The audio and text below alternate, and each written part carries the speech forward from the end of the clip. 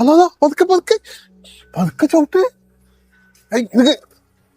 എന്താ പ്രശ്നം? ഇതിപ്പോ ഇന്നലെ ഒരു ടാറ് ചെയ്തിട്ടുള്ളൂ.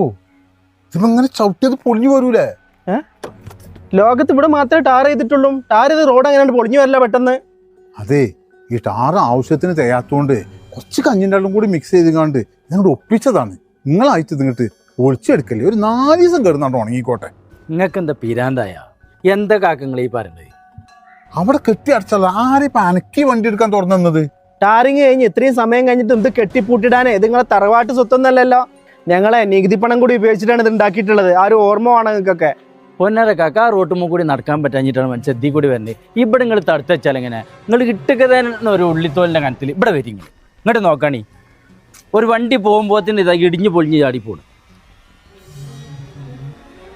അബുവൊക്കെ പറഞ്ഞ മാതിരി ആ റോട്ടുമ്പോ കൂടെ വണ്ടിയായിട്ട് പോയിട്ട് കിടങ്ങി ചാടിയിട്ടാണ് ഇതിൽ കൂടെ വന്നത്. ഏയ്, അവന് പറയുന്നതിലും കാര്യമുണ്ട്. ഈ ഒരു 200 മീറ്റർ ടാർ ചെയ്യാനേ 2 വീപ്പ ടാറെങ്കിലും ഉപയോഗിക്കായിരുന്നു. അല്ല, അതൊക്കെ പോട്ടെ. അപ്പുറത്തെ റോഡ് ഇതേമാതിരിയെങ്കിലും ആക്കല് എന്നാന്ന് നിങ്ങൾ പറഞ്ഞാണേ. അതെടാ, ഫണ്ടൊന്നും കിട്ടുന്നില്ല ഇപ്പൊ നിങ്ങൾക്കൊക്കെ അറിയില്ലേ. ഇതേനപ്പം നമ്മള് ആ പഞ്ചായത്തിന്റെ മുന്നിൽ മോരും വെള്ളവും നാരങ്ങ വെള്ളവും വിച്ചുകൊണ്ടുള്ള കായ് കൊണ്ട് ഒപ്പിച്ചിങ്ങാണ്ടാണ് ഉണ്ടാക്കിയത്. 2-3 മാസം കൂടി ഒന്ന് കച്ചവടം ചെയ്യട്ടെ. നമുക്ക് അത് എന്തെങ്കിലുമൊക്കെ കാട്ടാം പോരെ. നിങ്ങൾ എന്ത് അലാക്ക് വിറ്റിട്ടാലും വേണ്ടില്ല, അത് പെട്ടെന്ന് ശരിയാക്കി. മനുഷ്യന്മാർ ഇടങ്ങാറായി.